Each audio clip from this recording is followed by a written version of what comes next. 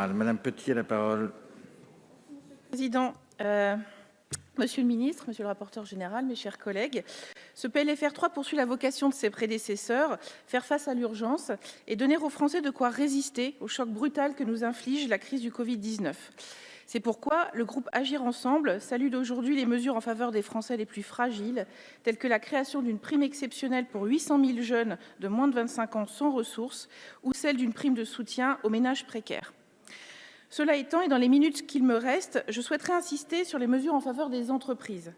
Je voudrais d'abord dire la satisfaction du groupe Agir Ensemble, qui, avec les autres groupes de la majorité, sera fier de porter les mesures suivantes, telles que la pérennisation du dispositif d'activité partielle à hauteur de 3,3 milliards d'euros supplémentaires, l'augmentation du fonds de solidarité pour 1,2 milliard d'euros supplémentaires, l'annulation pour près de 4 milliards d'euros de charges pour les secteurs les plus touchés par la crise et les mesures à hauteur de 4,5 milliards d'euros mobilisés pour nos communes, départements et régions afin de surmonter l'impact financier de la crise. Et je tiens à cette occasion à féliciter mes collègues Patricia Lemoine et Lise Magnier pour le combat remporté sur le délai supplémentaire d'1 an accordé pour le remboursement par les départements des avances de DMTO ou encore sur la FCTVA.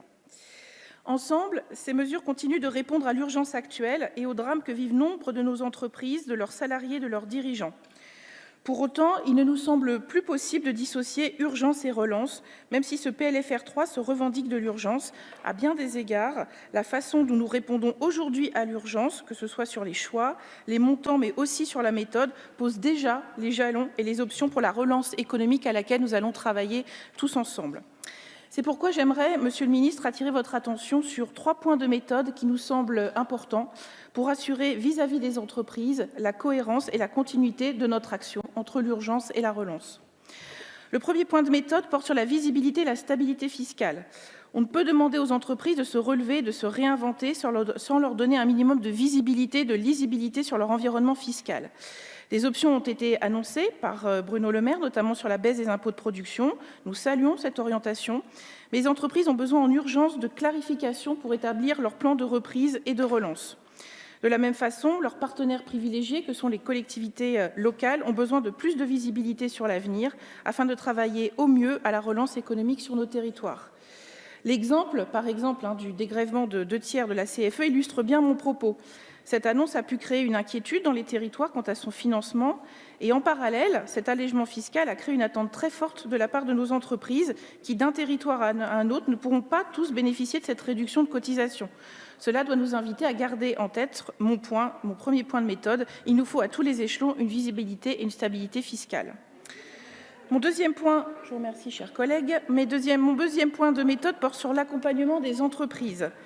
Je souhaiterais redire ici que donner ou garantir de l'argent ne suffit pas pour aider une entreprise dans la transformation de son modèle économique.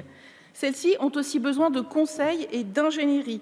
C'est une demande forte des représentants des entreprises et une proposition que j'ai faite à Bruno Le Maire, créer un dispositif national décliné régionalement et garantissant aux dirigeants de TPE-PME un droit à l'accompagnement clé en main, un véritable chèque conseil et ingénierie leur permettant d'être accompagnés par les professionnels de l'industrie du conseil et de l'ingénierie dans la production de leur plan de reprise et la transformation de leur modèle. C'est aussi évidemment une mesure de solidarité entre les entreprises.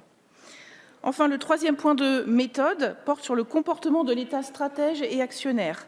Ce PLFR prévoit le conditionnement des participations de l'État au capital des entreprises. J'avais porté avec mes collègues un amendement en ce sens et je me réjouis que la version finale du PLFR ait acté la différence entre l'État sauveteur et l'État actionnaire, en ne conditionnant pas les aides et subventions d'urgence, mais uniquement les prises de participation de l'État au capital qui sont un engagement à long terme dans la stratégie et le devenir de nos entreprises. Sur ce point, je veux rappeler que poser des exigences environnementales aux entreprises où l'État investit, ça ne signifie pas les contraindre, c'est au contraire les développer et les orienter vers les choix stratégiques gagnants dans une économie décarbonée. En somme, il s'agit, j'ai envie de le dire, que l'État joue enfin et efficacement un vrai rôle d'actionnaire, anticipant les évolutions de la société, investissant pour l'avenir et contribuant à une création de valeur et de richesses toujours plus durable. J'espère donc que le plan de relance à venir gardera ce cap d'un État actionnaire plus visionnaire, plus exigeant, sachant concilier économie et écologie. Ces 3 points de méthode étant posés, Monsieur le ministre, nous aurons bien sûr plaisir, nous, députés du groupe Agir ensemble, à voter le texte issu de la CMP. Je vous remercie.